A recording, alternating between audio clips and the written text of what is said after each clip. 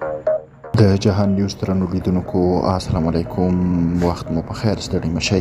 یوازې هغه خلک ناست دي چې هغه د یو تنظیم، د یو پارټي، د یو علاقې، د یو جرګې یا د یو پیشې مشرتابه دي.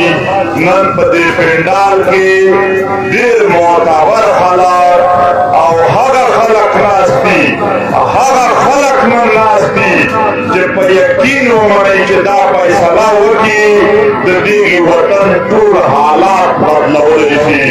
نن هغه نمایندګي ناسته ده، نن د پښتون وطن هغه نمایندګي ناسته ده چې د دوی د فیصلې سره به د دې وطن حالات بدلیږي.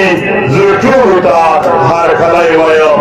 زما د وطن دا ناست چې څومره خلک دی، که دا د پارټي د سیاسي ګوندونو مشران دي، که دا علما دي، که دا قبایلي مشران دي، ملکان دي، که دا د سماجي تنظیمونو او د جرګو مشران دي، که د مختلفو پیشو مشران دي، که د مختلفو سیمو مشران دي، زه دا ټول جرګه ټول ممبر چې کوم دي دا د ځان مشران شمارمه.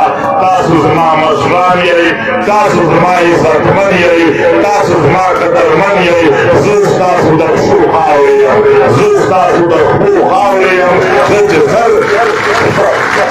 دا ملت دی، ای د وطن مشره، تا سل غرونه وړي دي منم، تا سل کیسې وړي دي، تا د دښمن غزار له هم وړي دي، تا د خپلو ګیلې هم وړي دي. ته ډېر سوی ژوند کړی دی.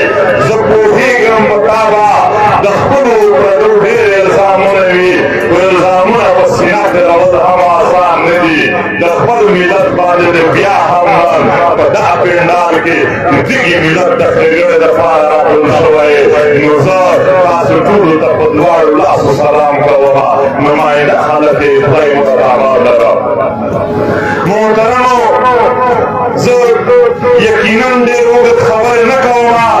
د قرآن شریف د یو آیات په مفهوم باندې خپل تقریر شروع کوم.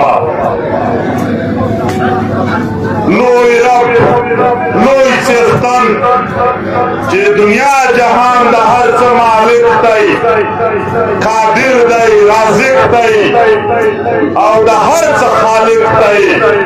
د هغه یا عظیمه خبره چې نن په خولو هم ورځي ځانونه راته دومره وړوکي وښکاري چې بیانول یې نه شو.